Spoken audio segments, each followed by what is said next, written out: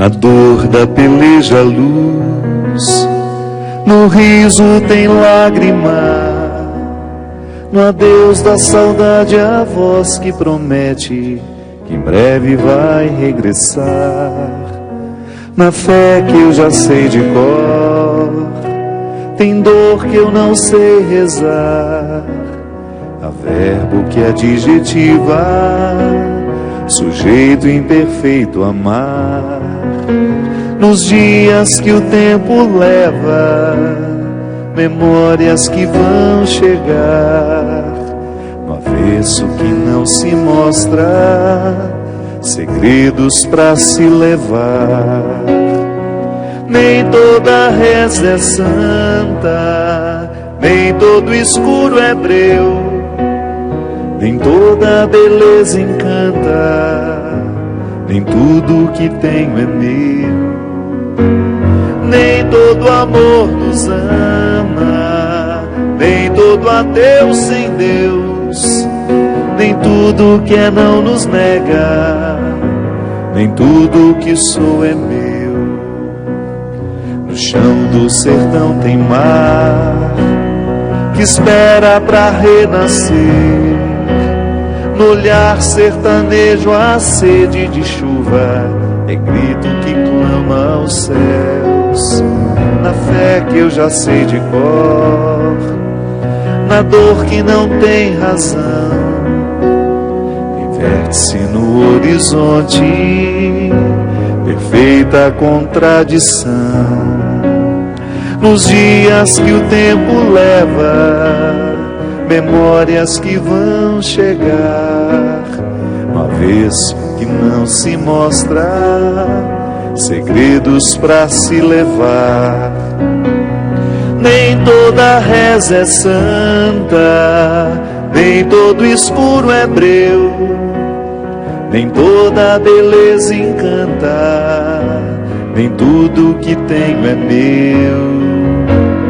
Nem todo amor nos ama, nem todo ateu sem Deus, nem tudo que é não nos nega, nem tudo que sou é meu. Nem toda reza é santa, nem todo escuro é breu, nem toda beleza encanta, nem tudo que tenho é meu. Nem todo amor nos ama, nem todo ateu sem Deus, nem tudo que é não nos nega, nem tudo que sou é meu. Nem tudo que sou é meu, nem tudo que sou é meu, nem tudo que sou é meu, nem tudo que sou é meu. Muito boa noite, é com muita alegria que nós começamos mais um programa Direção Espiritual. A gente sabe que ninguém está livre das hipocrisias. É uma vigilância constante, não é verdade? Eu identifico as minhas, você identifica as suas. E é interessante que quanto mais a gente cresce na maturidade, maior é o nosso desejo de minimizar o poder da incoerência em nós. Quando eu falo de hipocrisia, eu estou falando das incoerências pessoais que nós alimentamos dentro de nós e que protegemos com as carcaças das aparências. É sempre assim. Talvez por medos, né? Eu costumo dizer que a criança, ela é naturalmente sincera. A criança, ela tem uma facilidade muito grande de ser coerente, de não ser hipócrita, porque ela fala a verdade. Ela não tem muito esse filtro que nós precisamos colocar para poder dizer ao outro o que ele não gostaria de ouvir. Então, se você deu à criança um doce e perguntou para ela se é bom, se ela não achou bom, ela vai dizer que não é bom e ponto final. Aí a mãe fica com medo, com vergonha, né? Pelo amor de Deus, desculpa. Na verdade, à medida que a criança é sincera, ela está correspondendo àquilo que ela sabe sobre seus gostos, sobre a sua verdade pessoal. É claro que isso é mínimo numa criança. Qual que é o nível de autoconhecimento que uma criança tem? Quase nenhum. Mas ela consegue identificar que ela não gosta daquele doce. E ela fala que não gostou. Mas à medida que nós vamos educando as nossas crianças, elas vão alimentando a hipocrisia. Então a hipocrisia, se por um lado é bom, é um processo interessante, é saudável a gente ser educado, por outro lado ela é um processo que também vai nos ensinando o falseamento das questões. Então uma criança educada é aquela que não fala a verdade. Ela vai fingir que gostou. É claro que isso é socialmente aceito. E até a vida fica mais suportável à medida em que a gente é educado. Eu não preciso ficar dizendo tudo. Também faz parte da maturidade você chegar à conclusão de que você não tem que dizer tudo sobre tudo.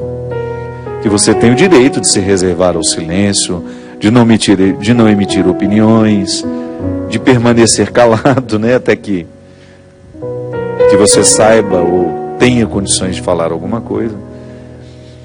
Mas o grande problema é quando nós nos acostumamos ao processo das hipocrisias.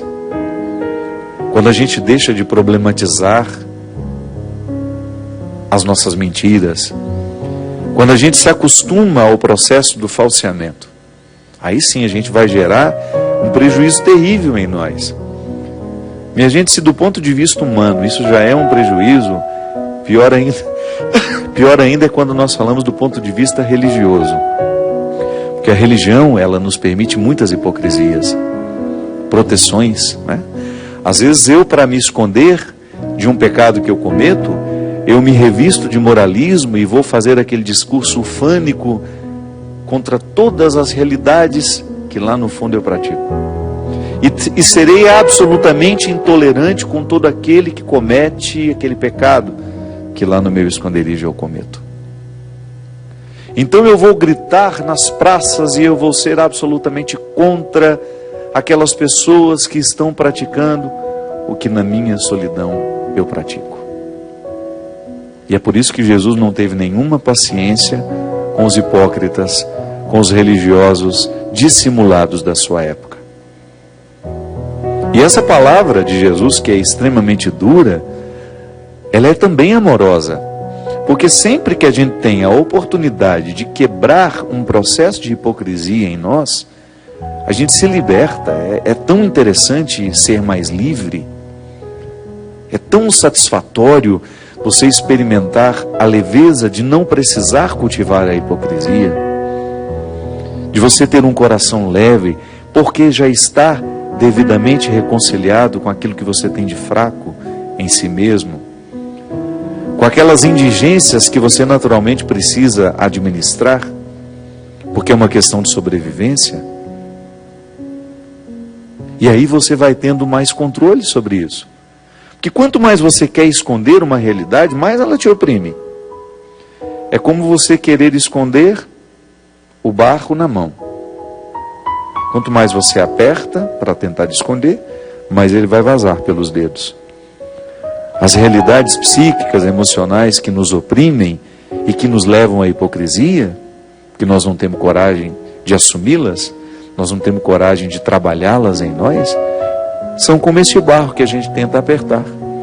É por isso que a gente precisa lidar diariamente com os nossos conflitos, colocá-los sobre a mesa, olhar sem medo. Aquilo que no nosso temperamento, no nosso jeito de ser, é causa de opressão, que depois gera a hipocrisia. A pessoa não fica hipócrita da noite para o dia. A hipocrisia é muitas vezes o resultado de um processo opressor.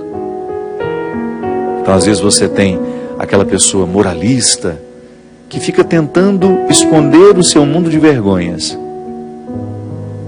Aquela pessoa que faz um discurso bonito para os outros, mas vive feio quando está sozinho, vive feio quando está com as pessoas que convivem com ele, com ela.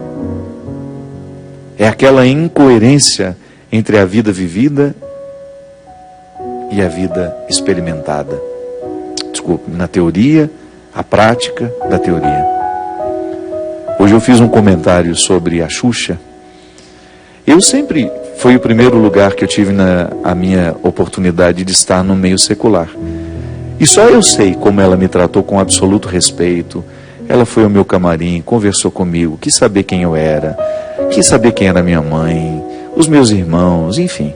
E desde então, desde aquele primeiro programa, quando eu fui entrevistado, foi o primeiro programa secular na Globo que eu fiz, eu comecei a ficar muito próximo dela. E hoje eu estava comentando num post que eu escrevi sobre um mal-entendido que houve, que uma das coisas que eu mais admirei nela foi quando eu tive a oportunidade de ver a mulher, filha, mãe dentro de casa. Porque uma coisa é você. Todo mundo imagina que a vida da Xuxa é um mar de rosas, né? É igual você pega um artista que você admira de longe, você sempre vai idealizar a vida dele. Nossa, como será que ele é? De que eu vi aquela criatura, mesmo tendo muitas pessoas para cuidarem da sua mãe acamada, dando banho na Dona Alda e cuidando, passando um dia inteiro ali dentro do hospital. Às vezes, quando a Dona Alda fica internada, a Xuxa fica internada também no hospital. Ela não sai de lá por nada. Ela acompanha tudo. E se for preciso, troca a fralda, faz isso. Não estou dizendo que ela não precisa fazer, não. Porque ela é a pessoa famosa que é. Não todos nós temos essas obrigações. Eu estou dando o exemplo é que ela, naquele momento, ela não se prende a nenhuma hipocrisia, a nenhum papel. E foi isso que me fez admirar tanto e tê-la como uma amiga pessoal que fez muita diferença na minha vida e que me ensinou muito. Porque às vezes você vê uma pessoa famosa, toda caridosa e toda isso, tudo aquilo, vai lá ver como é ela na intimidade.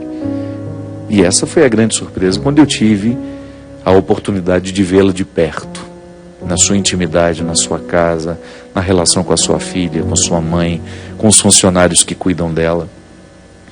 Ali caiu por terra um monte de preconceitos que às vezes a gente vai alimentando. É disso que eu estou falando. Quando a gente é visto na nossa intimidade, ali está a nossa verdade pessoal. É ali que nós precisamos identificar quais são as hipocrisias que nos privam de ser a gente mesmo. Jesus foi muito duro porque ele sabia que sempre que nós alimentamos um contexto de hipocrisia, nós ficamos apartados da possibilidade de ser quem somos. De identificar a nossa verdade pessoal. Porque nada pode ser... Gente, não pode haver um prejuízo maior do que esse. Eu viver representando um papel que eu não sou. Eu perder a minha vida com as caricaturas que eu resolvi fazer para mim mesmo. Não existe. Isso não é justo. Não é justo com tudo aquilo que Deus me deu, com tudo aquilo que Deus me reservou. Não é justo com tudo aquilo que Deus lhe deu, com tudo aquilo que Ele havia lhe reservado. Essa vida precisa ser vivida na verdade. É buscar recrutar diariamente aquilo que a gente pode contar para o outro, sabe? E buscar diariamente isso. É muito desagradável, é muito desconfortável a gente identificar que o tratamento que a gente oferece às pessoas não é aquele que a gente recomenda. Porque para mim o pecado pior é este. Eu sei que durante muito tempo nós reduzimos a nossa reflexão ao pecado da sexualidade, disso, daquilo, das questões morais, mas para mim isso é fundamental. Um pecado grave que nós cometemos diariamente é quando nós não somos capazes de amar as pessoas que estão ao nosso lado. Essa semana até um amigo meu estava me contando que estava muito chateado que ele percebeu que uma ajudante dele estava roubando.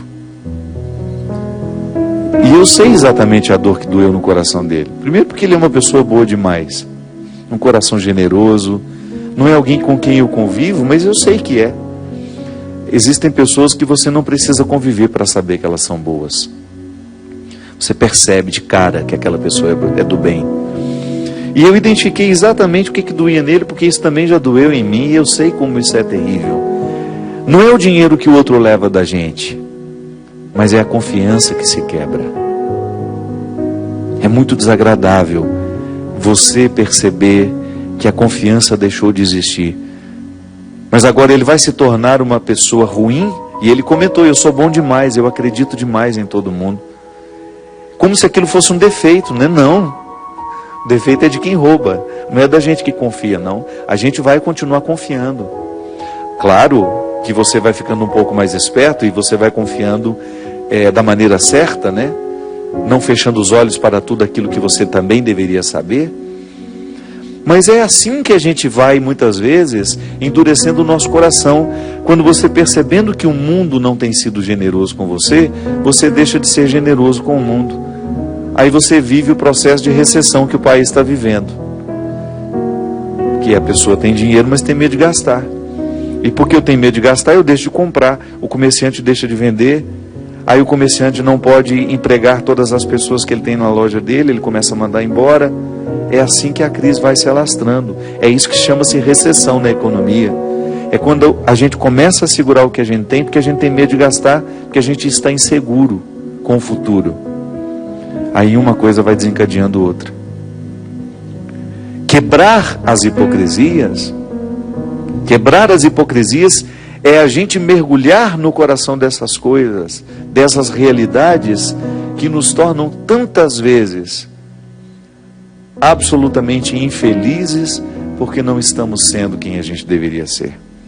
E a palavra de ordem de Jesus para aqueles que o escutavam é justamente: arranquem as máscaras, sejam vocês. Não permitam que a hipocrisia religiosa domine o coração de vocês, porque se a hipocrisia religiosa domina, as outras hipocrisias humanas também virão. Está no Evangelho de Mateus, capítulo 23, versículo, a partir do versículo 13º, ele começa a fazer os 7 ais dirigidos aos fariseus e aos escribas, que são pessoas importantes dentro do contexto religioso de Jesus. Ai de vós, escribas e fariseus hipócritas, pagais o dízimo da hortelã, da erva doce, do cominho, e deixais de lado os ensinamentos mais importantes da lei, como o direito, a misericórdia, a fidelidade. Isso é que deverias praticar, sem contudo deixar aquilo. Guias cegos, filtrais o mosquito, mas engolis o camelo. Olha que palavra dura, né? Uma palavra para acordar. É verdade, minha gente. Quantas vezes nós ficamos presos à antessala da lei e a gente não é capaz de chegar ao coração dela? A gente faz só a primeira parte do dever de casa, por causa de preguiça. Eu me lembro quando eu era menino, eu tinha uma mania de parar na segunda questão do dever de casa e falava assim: agora eu vou brincar, depois eu termino. Não terminava nunca. No outro dia ia apavorado, com a cara de tacho, sem saber dizer para a professora que não tinha feito o dever todo. No cristianismo, às vezes, nós somos assim. A gente fica parado aqui. Nós pagamos o dízimo da hortelã, da erva doce, do cominho.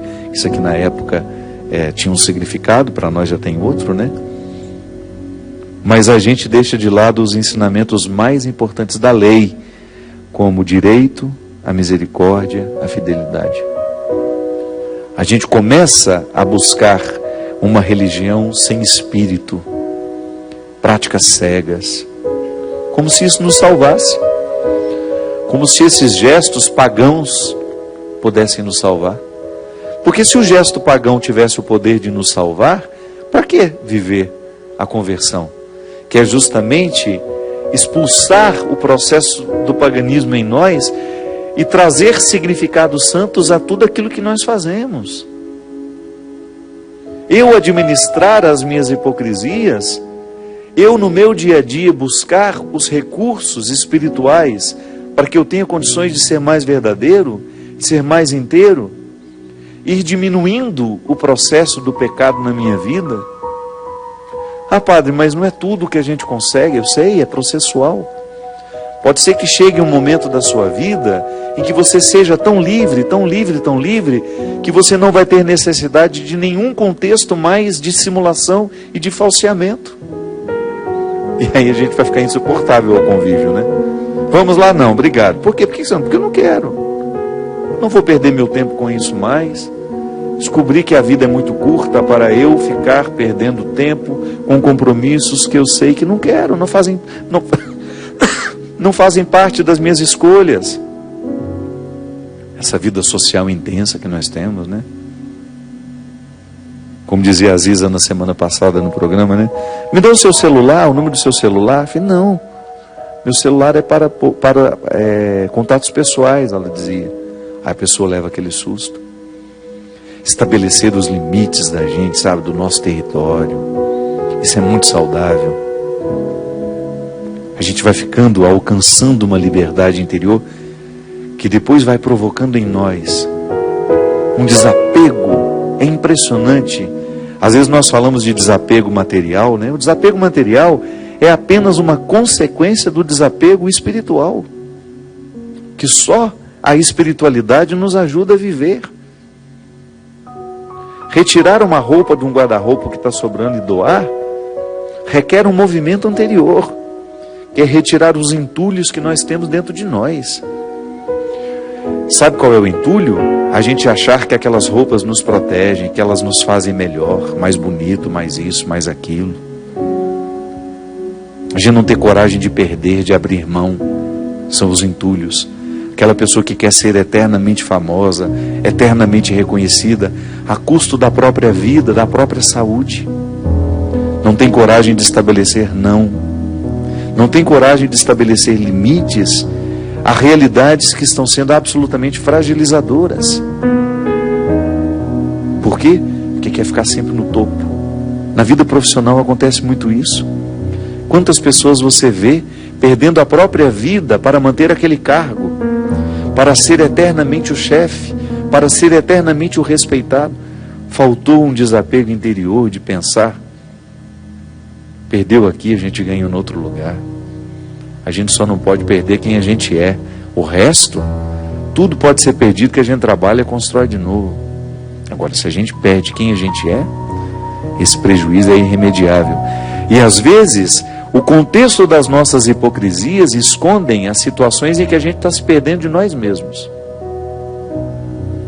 É aquela eterna mentira, que a gente não tem coragem de dizer a nós o que nós precisamos ouvir, em relação à nossa vida pessoal, em relação às nossas escolhas. A gente vai dando eternas justificativas, infundadas, mentirosas, mas que naquele momento parece confortável, alivia a gente do enfrentamento que a gente precisa viver. Ter coragem de olhar para esse evangelho aqui, minha gente, não é fácil não. Ai de vós, escribas e fariseus hipócritas, limpais o corpo e o prato por fora. Limpais o copo e o prato por fora, mas por dentro estáis cheios de roubo e cobiça. Fariseu cego, limpa primeiro o copo por dentro, que também por fora ficará limpo. É por dentro que nos adoece. A sujeira que nos mata não é a que está de fora do copo, é aquela que vai contaminar o alimento. Por isso que às vezes nós somos tão puristas, né? Nós queremos limpar. Já viu pessoa que tem mania de limpeza? Não estou dizendo que é todo mundo não, viu? Senão você vai querer mandar sua mãe lá pro psiquiatra. Geralmente, essa necessidade excessiva, doentia, de limpar os ambientes, de lavar sempre as mãos, estão associadas a situações que nós não conseguimos limpar dentro de nós. Muitas vezes ligadas a abusos sexuais que aquela criança sofreu, pedofilia na infância. Claro, se é pedofilia, é na infância. Pedofilia que aquele adulto traz dentro de si. São situações que ele fica tentando limpar por fora, mas na verdade a sujeira que incomoda é aqui dentro, é na mente, é na alma. A gente é complexo demais. Por isso Jesus fala com tanta perspicácia, por isso que ele é tão cirúrgico na sua palavra. Gente, é impressionante como nós fazemos isso mesmo. A gente limpa o copo por fora. A gente trava uma luta tão desonesta. Por quê? Porque nós ficamos querendo curar em nós por lados ou por situações que não terão acesso ao que de fato nos adoece. São aqueles falsos conflitos, né? A pessoa precisa tomar uma decisão na vida, mas ela não entra pela porta certa para que ela tenha condições de acessar o cômodo que de fato precisa da reforma. Ou então você chegar à parte do alicerce onde existe a trinca, que está fragilizando a estrutura da casa inteira. Não, a gente fica ali, rodeando o toco, administrando um falso conflito. Tantas pessoas eu encontro que chegam a ficar cansado de escutar a mesma coisa o tempo todo. Pessoas que estão lamentando 2, 3 anos uma mesma dependência afetiva e não tem coragem de cutucar a ferida do jeito certo. Não tem jeito de, não tem coragem de entrar pela porta da frente, de quebrar as suas hipocrisias, as mentiras que conta para si mesma. Não adianta, minha gente. Se a gente não quebra a couraça das hipocrisias, das mentiras que nos alimentam, nós nunca chegaremos à verdade que nos salvará. Se a gente insiste em manter essas aparências mentirosas, alimentando falsos conflitos, dando respostas a nós mesmos que já não nos respondem há anos, só para tentar nos justificar diante dos outros, ou para ficar parecendo mais bonitinho, mais inteligente, mais equilibrado, quando na verdade lá dentro nós estamos num poço de necessidade, de conflito. Tudo isso porque a gente não tem coragem de olhar de frente o fantasma que nos assombra. Ai de vós, hipócritas, sois como sepulcros caiados, por fora parecem belos, mas por dentro estão cheios de ossos de cadáveres e de toda podridão. Às vezes nós fazemos isso mesmo. Por dentro somos aquele amontoado de podridão e por fora um sepulcro bonitinho, pedra polida, florido. A gente sabe que isso não alimenta ninguém. Por isso que a gente não pode, em nenhum momento, se a gente quiser de fato ser um religioso, com todas as forças dessa palavra, de estar religado a Deus e ao mundo naturalmente, e às pessoas que nos cercam, se a gente quiser ser de fato um religioso sem a força das hipocrisias agindo sobre nós, ou então minimizando o poder dessas hipocrisias em nós, nós teremos de viver o enfrentamento de todos os sepulcros que nos habitam. Nós vamos para um rápido intervalo, a gente volta já já. Fica comigo aí.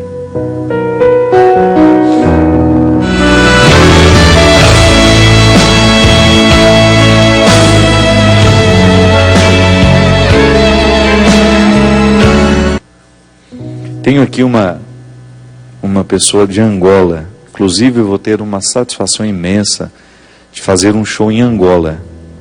Agora vai ser no final de outubro. Depois mais para frente eu vou dizer.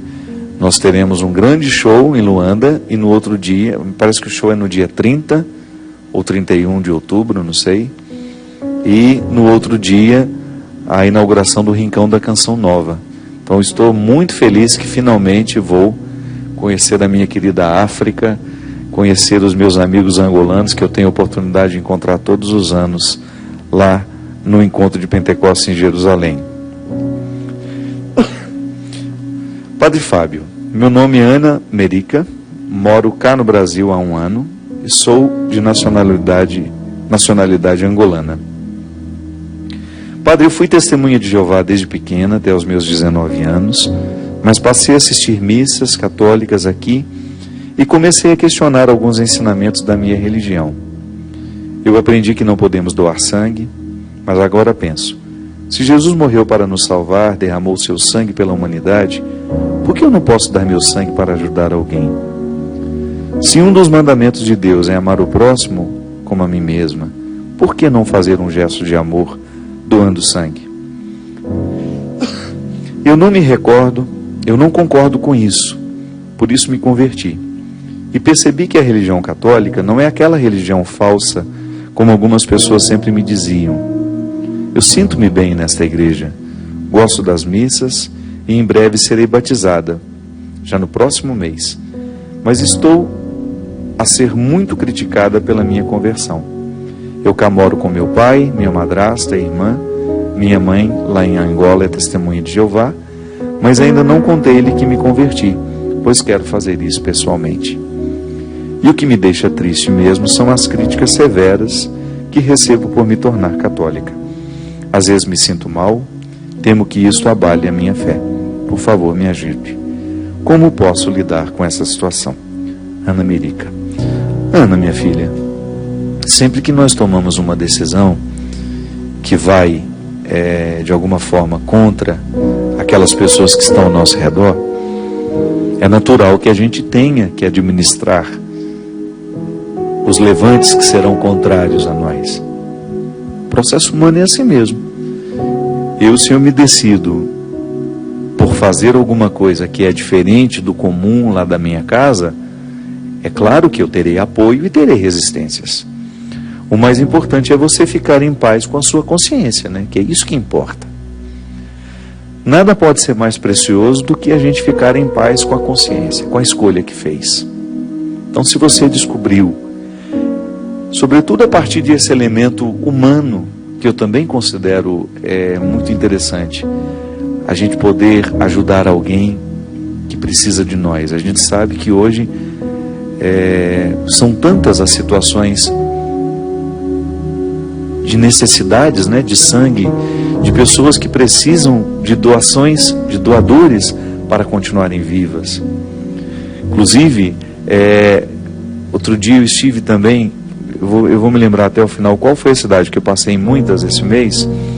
Teve uma cidade que nós tínhamos a necessidade de intensificar a campanha pela doação de medula. A medula óssea é podemos dizer assim, quando você tem, me parece que são uma infinidade de medulas para você conseguir, né, uma que seja compatível com aquela necessidade.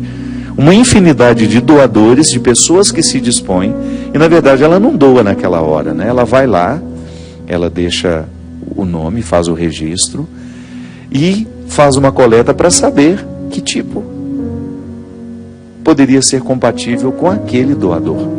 Então nós temos uma lista de espera de pessoas necessitadas para curarem doenças graves. Então é um gesto de muita humanidade. A pessoa vai lá, faz o seu registro, e se um dia aparece alguém que seja compatível com ela, naquela extensa lista de pessoas necessitadas, você será acionada pelo telefone, você vai lá, me parece que é um procedimento extremamente simples, né? Que não tem não vai comprometer a sua saúde, você faz a doação e aquela pessoa recebe a chance de viver novamente, de ter saúde. Então a sua reflexão, minha filha, se ela é válida para você neste momento, não abra mão dela. Sobretudo se Deus lhe tocou por esse aspecto da solidariedade, você estar ao lado de uma pessoa que talvez você até desconheça, de poder realizar esse gesto humanitário. Sempre que nós decidimos por mudar alguma coisa na nossa vida, é natural que a gente tenha de enfrentar as consequências da mudança. A gente só precisa estar fortalecido, e isso a gente consegue espiritualmente, mediante a oração, a meditação, a leitura da palavra. A gente vai fortalecendo o espírito e ele mesmo nos conduz, Ana. Às vezes nós temos uma ansiedade de fazer aquilo que Deus vai fazer. É claro que eu preciso estar atento para poder identificar o que eu preciso fazer nessa parte. Mas não se preocupe, o amparo espiritual quem nos dá é Deus. Basta a gente se dispor à sua ação. Padre Fábio, eu estou precisando muito de umas palavras de ajuda, pois eu estou precisando me animar. Estou num relacionamento que eu não vejo futuro nenhum, mas ao mesmo tempo eu não consigo me libertar disso. Preciso muito de umas palavras que me joguem para frente, que me façam reconhecer o valor que tenho. Estou tentando me afastar deste relacionamento, mas está muito difícil. Desculpa, mas se puder me falar algo que possa me ajudar, ficarei muito grata. Pessoas não se identificam, não põem o nome, Bem, primeiro que a gente tem que andar para frente mesmo, né? Tudo tem que nos jogar para frente, muito embora às vezes um passo atrás para nos ajudar a pensar que caminho nós estamos tomando também é saudável. A gente dá uma paradinha, olhar para os lados, dar um passo para trás, olhar o contexto das nossas escolhas, isso é muito importante. Agora a gente tem de andar o tempo todo na conquista daquilo que de fato interessa. Hoje nós começamos o programa falando da necessidade que a gente tem, por uma responsabilidade pessoal, de não abrir mão de ser quem a gente é. Eu até brincava, né, que à medida que nós vamos educando as crianças, elas vão deixando de ser sinceras. O falseamento não pode ser confundido com essa capacidade social que você tem de ser simpático com o outro e de não dizer aquilo que vai ser agressivo a ele. Então, ser educado é você privar o outro de ouvir algo que possa ser desagradável aos ouvidos dele. Então, você considerar com sabedoria. Mas o falseamento é diferente. O falseamento é quando você finge uma satisfação quando de fato ela não existe. Então, muitas vezes, nós assumimos o falseamento como uma postura de vida. Não é o outro que vai quebrar essa falsidade em nós. É claro que alguém pode até nos estimular a deixar a falsidade de lado. Mas é a gente que precisa diariamente fazer essa pergunta. Se nós estamos sendo suficientemente verdadeiros com o nosso processo, para que esse processo nos provoque satisfação, realização, que essa vida é uma só. Se eu perco tempo com essa falsidade, com esses falseamentos, eu fico privado de elevar à categoria máxima aquilo que eu sou. E é interessante, né, que às vezes a gente passa boa parte da nossa vida vivendo só a metade do que a gente poderia. Por quê? Porque a gente perde muito tempo com falsidade, com os falseamentos. A gente não faz os enfrentamentos, aí a gente fica ali naquela condição de hipócrita. Porque nem é uma hipocrisia em relação ao outro, que também existe. Eu posso ser hipócrita em relação ao outro, mas eu também posso ser hipócrita numa relação comigo. Quando eu minto, por exemplo, para mim mesmo, nós falamos ali agora mesmo na reflexão da palavra, muitas vezes eu, numa tentativa de me justificar, eu fico enfrentando falsos conflitos que não correspondem à minha realidade. E isso, minha gente, é como ser um doente que se recusa a viver o tratamento. Se você identifica que você está dentro de um relacionamento que não te leva para frente, que só te emperra, você precisa ser honesta com você. Não dá para levar adiante esse relacionamento. O mínimo que você precisa fazer é colocar as cartas na mesa e discutir abertamente quais são as reais intenções dessa pessoa. Você não é um objeto para ser manuseado, para ser colocado numa condição absolutamente desfavorável aos seus anseios como pessoa. É preciso ter muita coragem para viver esse enfrentamento. Mas a partir do momento que você dá este passo no enfrentamento, você vai alcançar alguns territórios que são seus e que até então estavam alienados nas mãos de outros. Isso vai lhe dando ainda mais coragem de buscar mais conquistas. A gente não termina. Essa conquista não termina nunca. A liberdade interior é um processo que nunca vai ter fim. Então, se você sente que você está vivendo um relacionamento que não lhe favorece florescer como pessoa, você não pode pensar duas vezes. Você tem que problematizar a questão.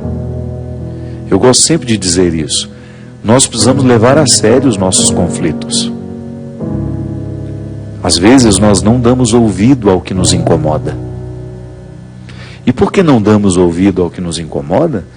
A gente perde a habilidade de saber o que de fato precisa ser modificado.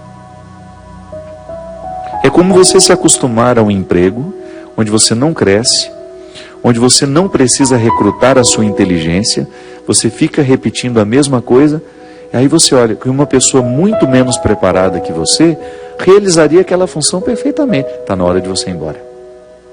Está na hora de você buscar um outro lugar para você. Sabe por quê? Senão você vai começar a se nivelar por baixo. E essa fatura chega. Pode ser que hoje você esteja acostumado, o contexto lhe te anestesiou, mas vai chegar um momento que você vai se cobrar: meu Deus do céu, por que eu não tive coragem de fazer a minha mala e partir em busca de uma realidade que me exigisse mais?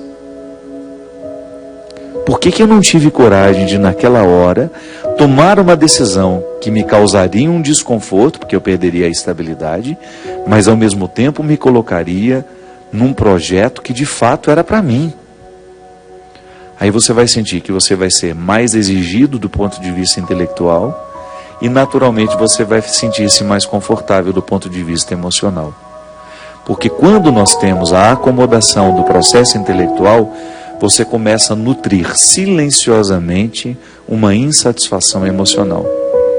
Você sabe por quê? O ser humano sabe que pode. Você sabe que pode.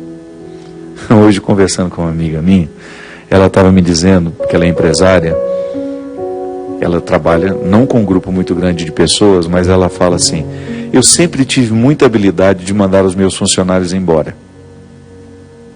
Não é fácil, né? Já mandou alguém embora?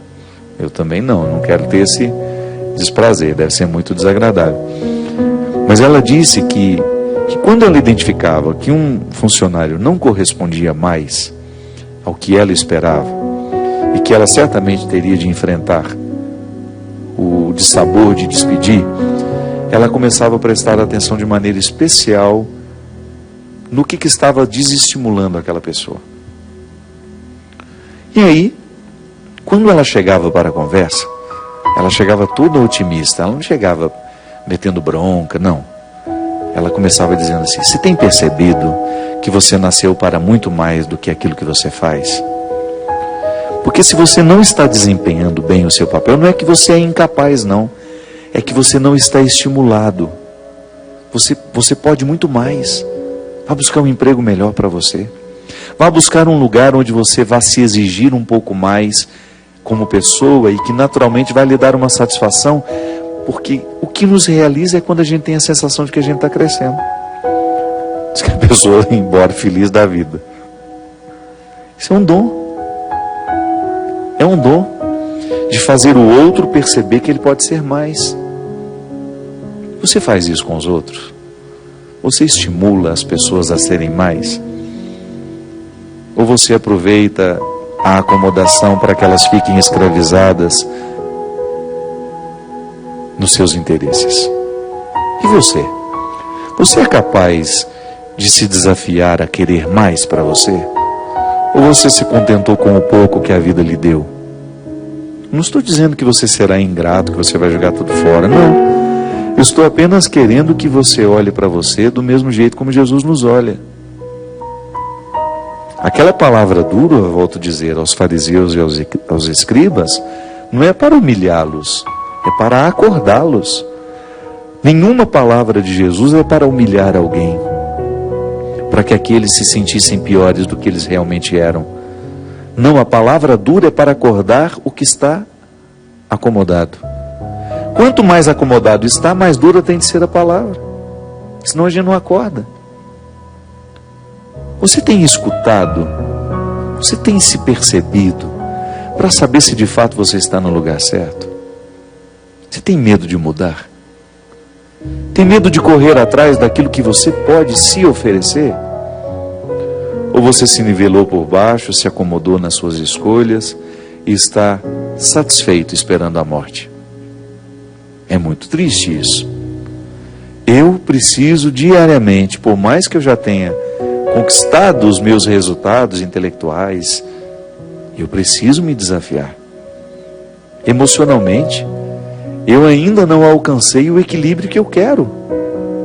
Quero viver cada vez mais dono das minhas emoções. Não quero ser escravo dos meus sentimentos, das minhas iras, dos meus ódios, não. O processo de Deus para mim, o convite de Jesus para mim, é superar tudo aquilo que para mim é um contexto de hipocrisias. Eu quero ouvir essa palavra aqui e em nenhum momento pensar que Jesus está querendo me humilhar em público. Jesus está querendo é me acordar.